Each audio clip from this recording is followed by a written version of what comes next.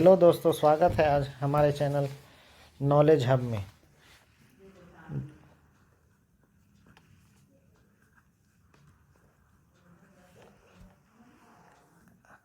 आज हम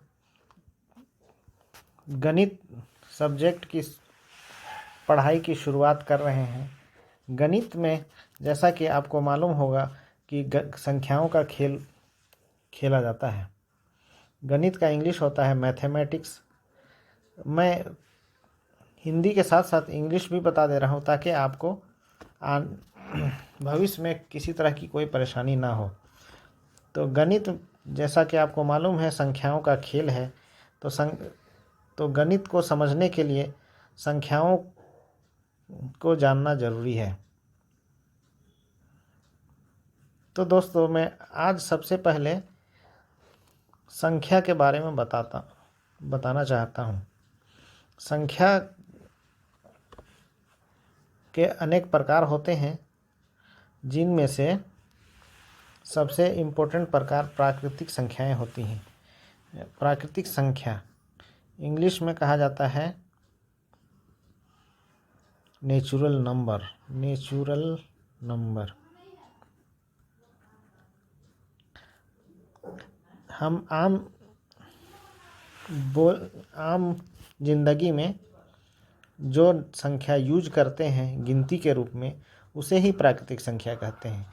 प्राकृतिक संख्या एक से शुरू होती हैं और अनंत तक जाती हैं, जैसे 1, 2, 3, 4, 5, 6, 7 इत्यादि।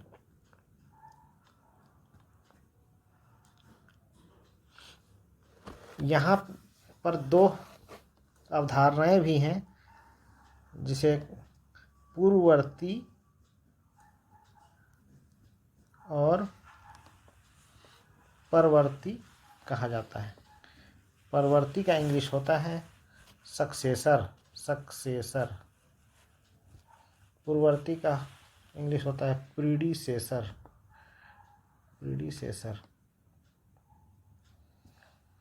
जैसे मैं कोई प्राकृतिक संख्याओं को लूँ, मान के चलते हैं कि कोई प्राकृतिक संख्या 4 है।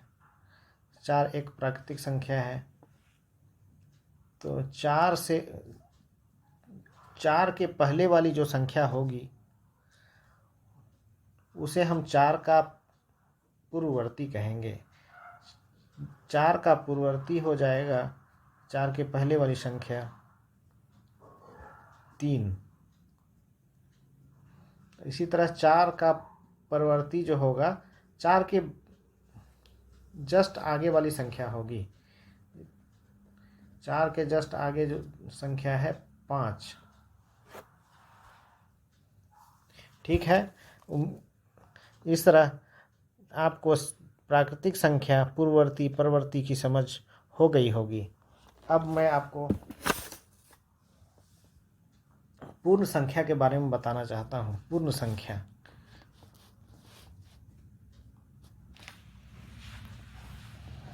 संख्या का इंग्लिश होता है होल नंबर।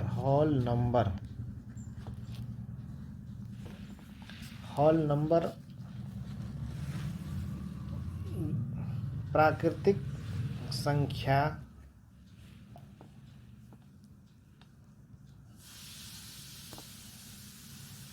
और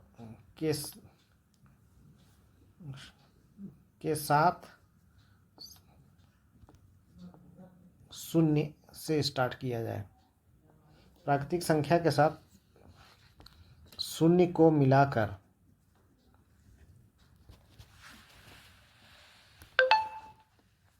पूर्ण संख्या का सेट तैयार होता है।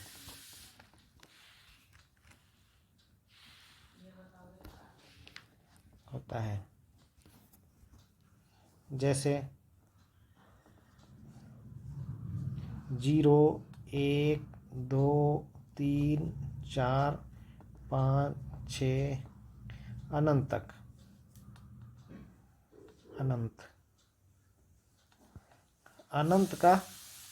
अनंत को हम सिंबल के रूप में इस तरह से व्यक्त करते हैं।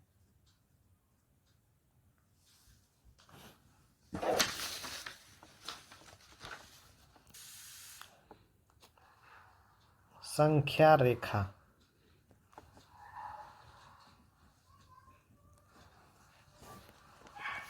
जब हम एक रेखा में नंबरों को अंकित करते हैं तो संख्या रेखा बनती है। जैसे एक उदाहरण के तौर पे ये एक रेखा है, यहाँ मैंने 0 लिया तो इसके कुछ दूरी पे मैं एक संख्या 1 लेता हूँ, तो इस रेखा में इतनी ही दूरी पे अगली संख्या 2 लेना पड़ेगा। फिर उसके समान दूरी पे हम अगली संख्या लेंगे, फिर समान दूरी पे अगली संख्या लेंगे। इस तरह से संख्याओं का एक रेखा तैयार होगा जिसे संख्या रेखा कहते हैं। यहाँ पे 2 पूर्ण संख्याओं के बीच की दूरी हमेशा समान होगी।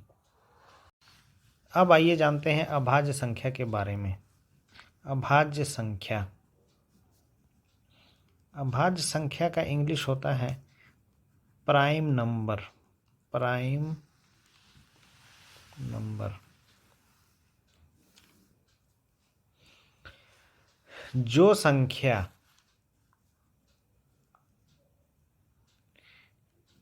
एक से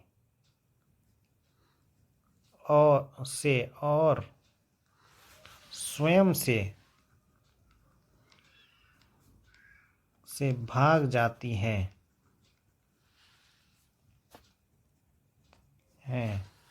और बाकी किसी संख्या से भाग नहीं जाती हो। बाकी किसी संख्या से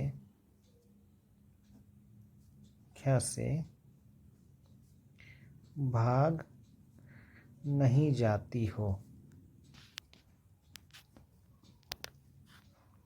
उसे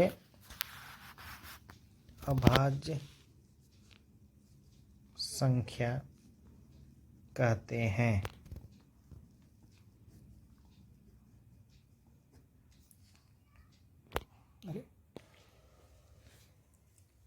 जैसे 2 एक अभाज्य संख्या है क्योंकि 2 1 से भाग जाता है और स्वयं से यानी कि 2 से भाग जाता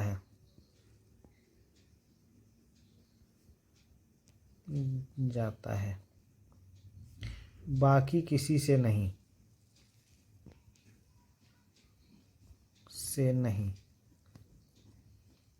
इसी प्रकार 3 एक अभाज्य संख्या है क्योंकि 3 1 से भाग जाता है और 3 से भाग जाता है,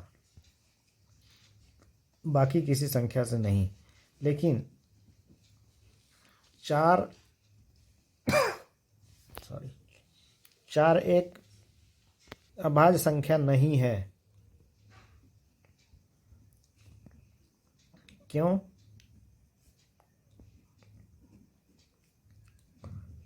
आइए बताते हैं।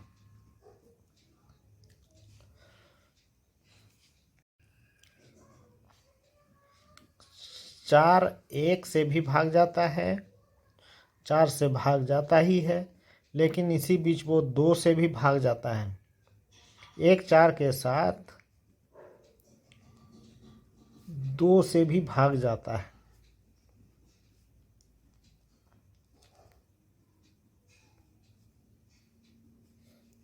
इसलिए ये अभाज्य संख्या हुआ। ये अभाज्य संख्या नहीं हुआ। इसी तरह 5 सिर्फ 1 और 5 से भाग जाता है, इसलिए ये अभाज्य संख्या हुआ।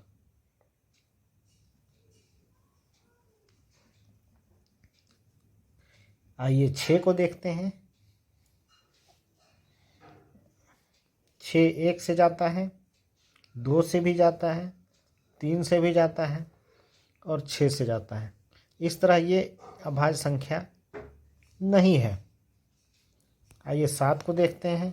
7 1 से जाता है और 7 से जाता है। इसके अलावा एक 7 के बीच कोई संख्या नहीं है जिससे ये भाग जाता हो। इस तरह से हम आगे देख सकते हैं कि 11 भी एक अभाज्य संख्या है, 13 भी एक अभाज्य संख्या है, 17 भी एक अभाज्य संख्या है, 19 भी एक अभाज्य संख्या है, 23 भी अभाज्य संख्या है। इस तरह अभाज्य संख्या 2, 3, 5, 7, 11, 13, 19, 23, उसके बाद होगा 29, 31 इत्यादि।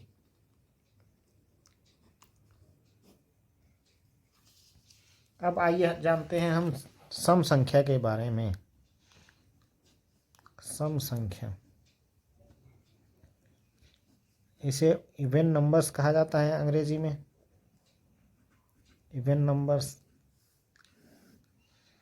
जो संख्या जोड़े के रूप में हो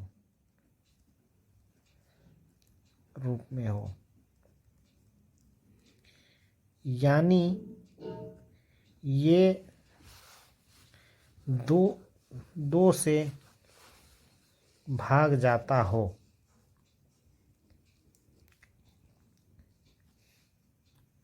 उसे सम संख्या कहते हैं।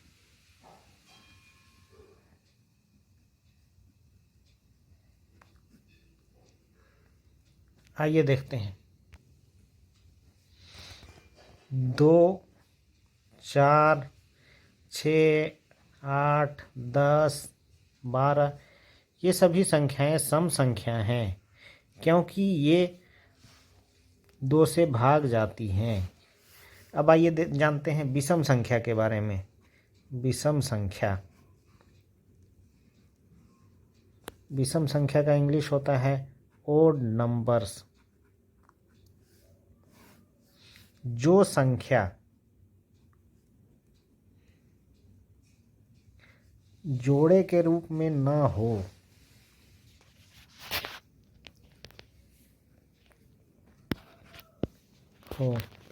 उसे विषम संख्या कहते हैं।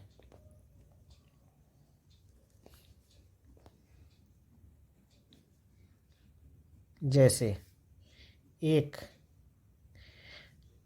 यानी इसे कह सकते हैं कि 2 से भाग ना जाता हो या 2 से भाग ना जाता हो।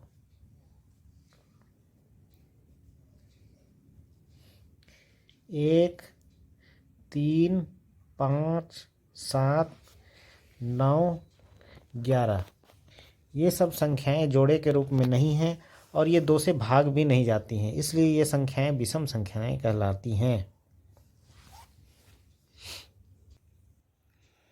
संख्या के प्रकार जैसे प्राकृतिक संख्या, पूर्ण संख्या, सम संख्या, विषम संख्या, अभाज्य संख्या इत्यादि के बारे में जानने के बाद अब हम संख्या का गुणनखंड सीखने में सक्षम हो जाएंगे। आइए अब हम संख्याओं के गुणनखंड के बारे में जानते हैं। गुणनखंड को इंग्लिश में कहा जाता है फैक्टराइजेशन।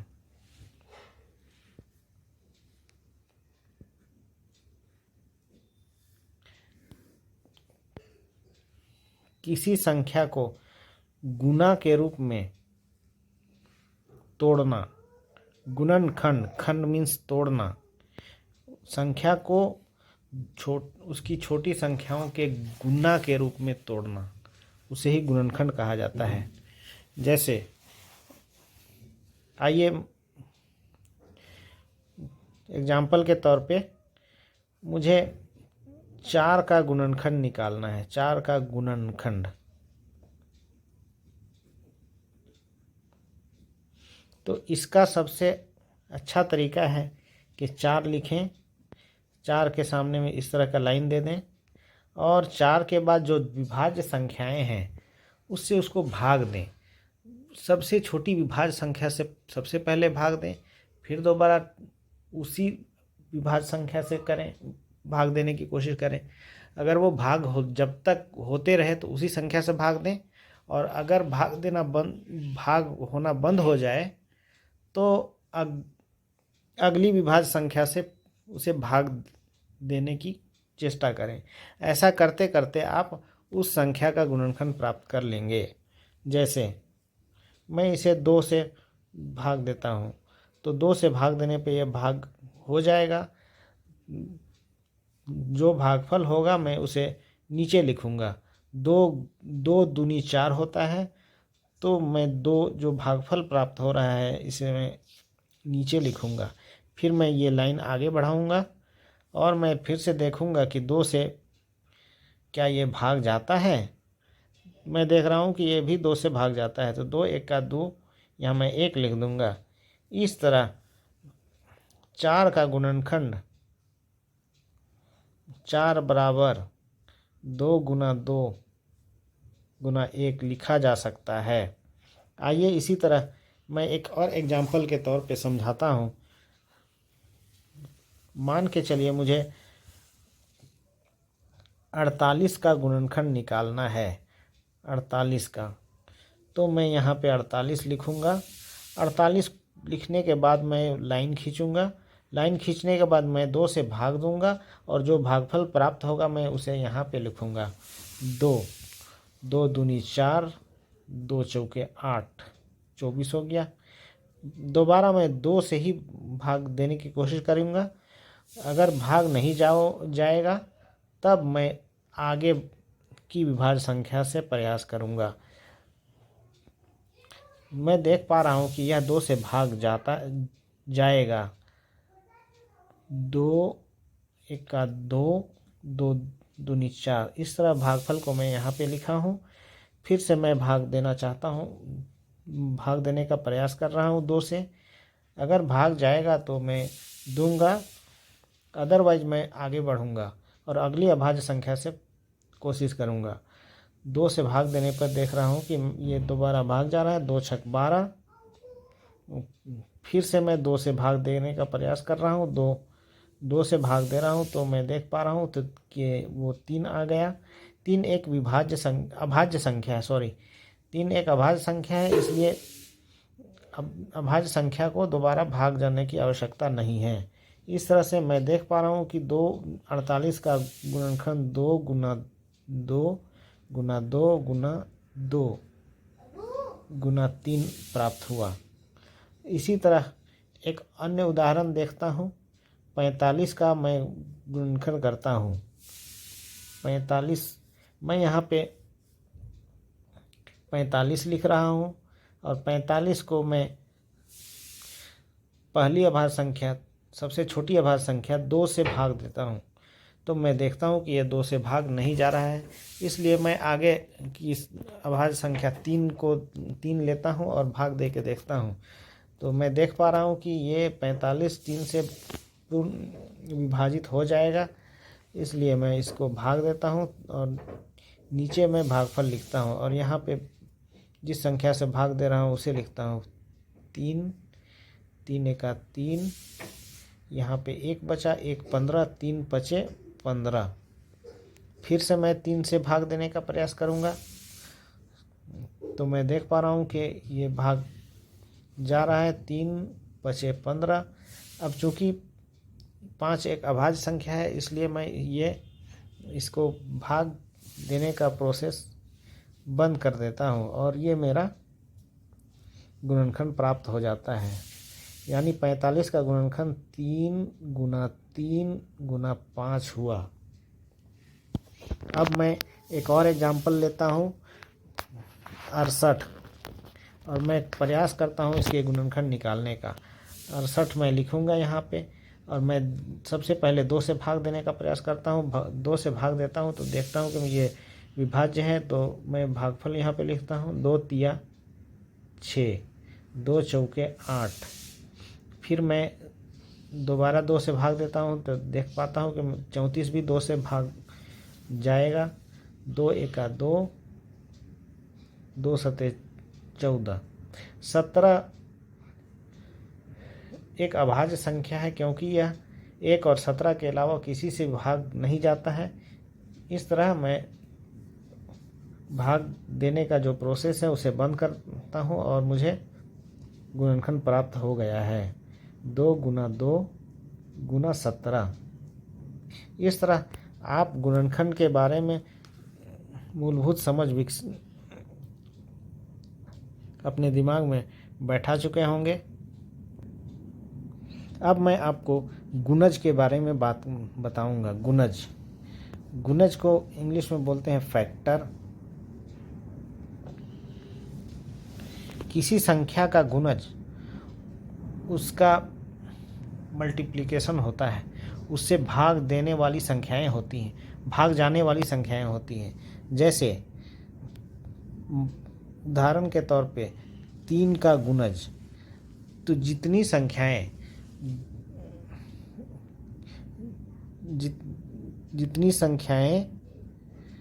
जो 3 से भाग जाएं वो ये सभी इसकी गुणज कहलाएंगी। जैसे सबसे छोटा गुणज 3 होगा, क्योंकि 3 से विभाजित होता है। उसके बाद 6 होगा, उसके बाद 9 होगा, उसके बाद 12 होगा, उसके बाद 15 होगा, उसके बाद 18 होगा, उसके बाद 21 होगा। इस तरह ये आगे बढ़ते जाएगा। मान के चलें 5 का गुणज निकालना है, तो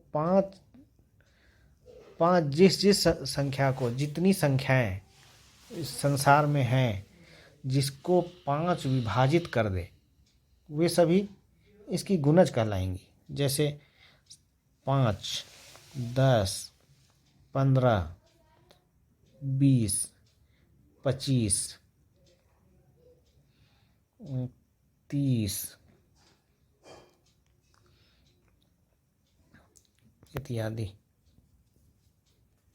सॉरी, मैंने इसे फैक्टर लिखा था, जबकि ये फैक्टर नहीं होता है। इसका गुणज का एक्चुअल इंग्लिश होता है मल्टीपल।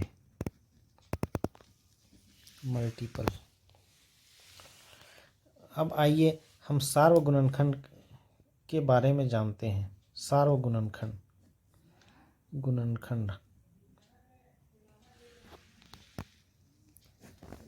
सार्वगुणनखंड का इंग्लिश हो जाएगा कॉमन फैक्टर्स।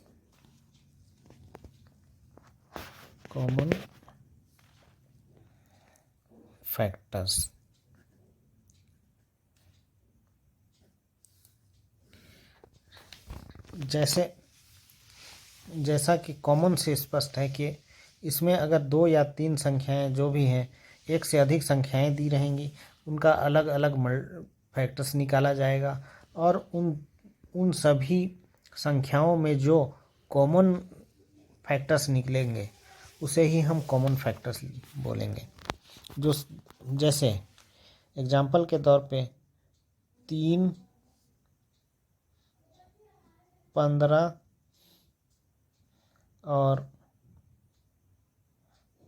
18 का सार्वगुणनखंड निकालना हो। ऐसा करते हैं कि मैं 15 और 18 का निकालता हूँ। 15 और 18 का सार्वगुणनखंड पहले निकालता हूँ।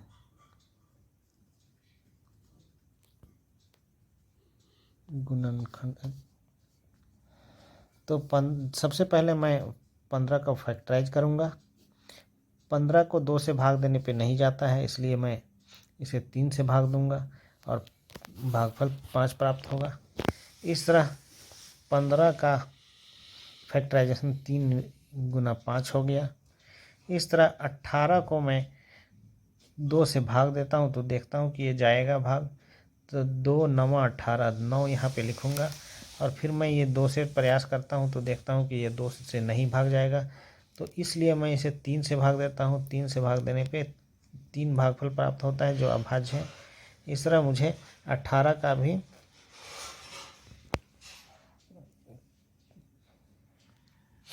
फैक्टर प्राप्त हो गया है। 18 = 2 × 3 × 3 होगा। इस तरह से 15 और 18 का सार्वगुणनखंड गुणनखंड।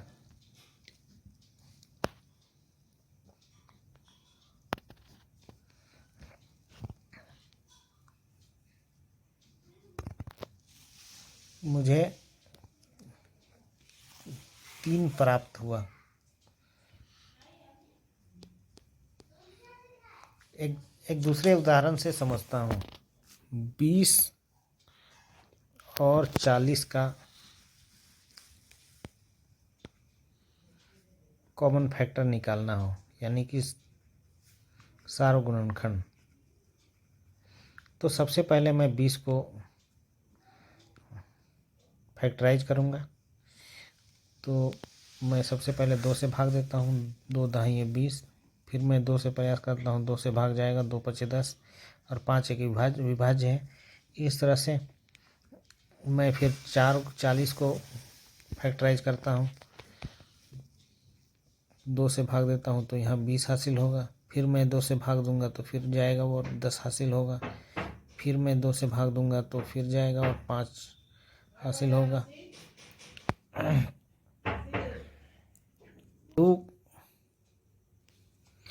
इस तरह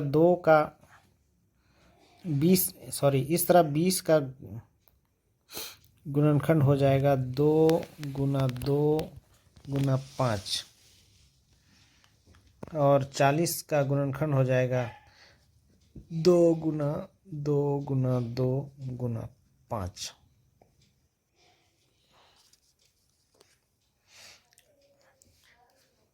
अब मैं देखता हूँ कि इसका सार्वगुणनखंड 2 और 2 होगा, क्योंकि ये दोनों कॉमन है। इसके अलावा ये 5 भी होगा।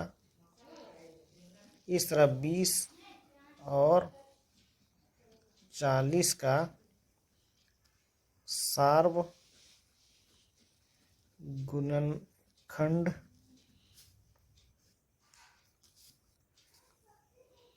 2, 2 और 5 होगा। इस तरह हमने सार्वगुणन गुणनखंड के बारे में समझ लिया है। अब मैं सार्वगुणज के बारे में बताता हूँ। सार्वगुणज नहीं, एक और एग्जाम्पल से मैं समझाना चाहता हूँ। जैसे मुझे दिया गया 3 या 4 संख्याएं, तो मैं कैसे करूँगा। मान के चलो कि मुझे दिया गया है 4, 10 और 20 का सार्वगुणनखंड निकालना।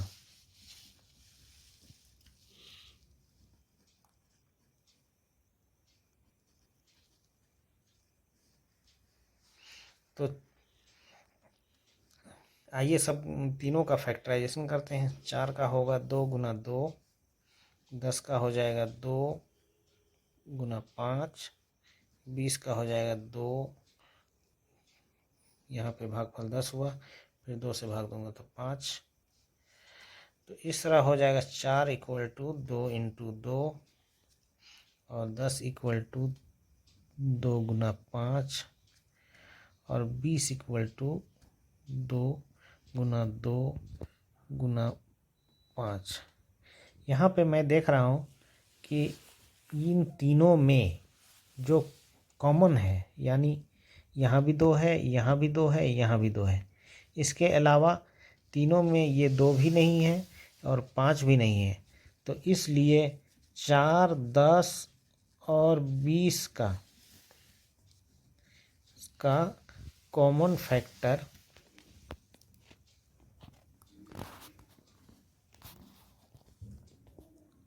2 प्राप्त होगा।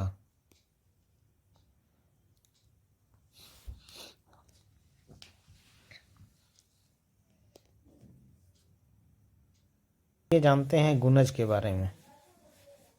नहीं, गुणज तो पढ़ा चुका हूँ मैं। अब आपको बताना चाहता हूँ सार्वगुणज।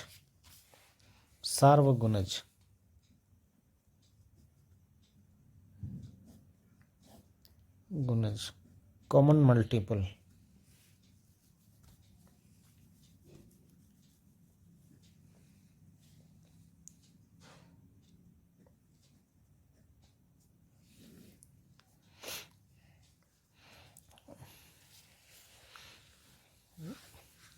अगर एक से अधिक संख्याएं दी हुई हैं और उनमें से उन गुणज को लिख के और जो उनका जो दोनों के बीच या तीनों संख्या के बीच जो कॉमन मल्टीपल प्राप्त होगा उसे ही हम उसको उसका सार्वगुणज कहेंगे। जैसे 2 और 5 का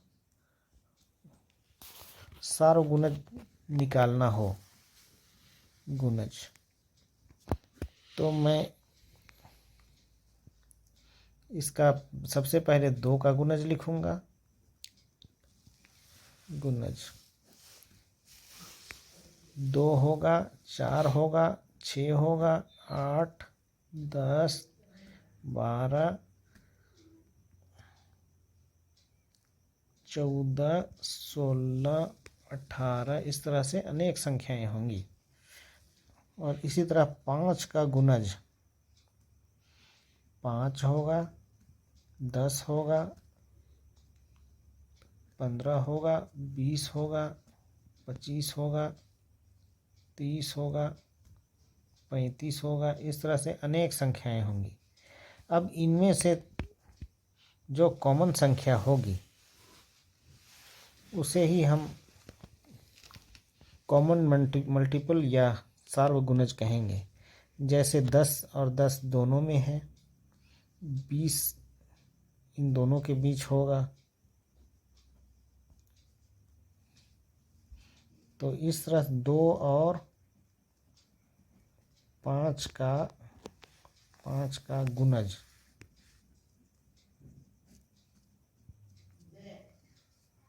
10 होगा, 20 होगा, इस तरह से ये आगे अनंत होंगी। 30 भी निकलेगा आगे लिखते जाने के बाद, इस तरह से 40 भी होगा। जो कॉमन मल्टीपल होती हैं वो असीमित संख्या में होती हैं। दोस्तों, इसी के साथ मैं आज का वीडियो ख़त्म करता हूँ। अब अगले क्लास में आपको एलसीएम और एचसीएफ के बारे में पढ़ाऊँगा अगले क्लास में। धन्यवाद।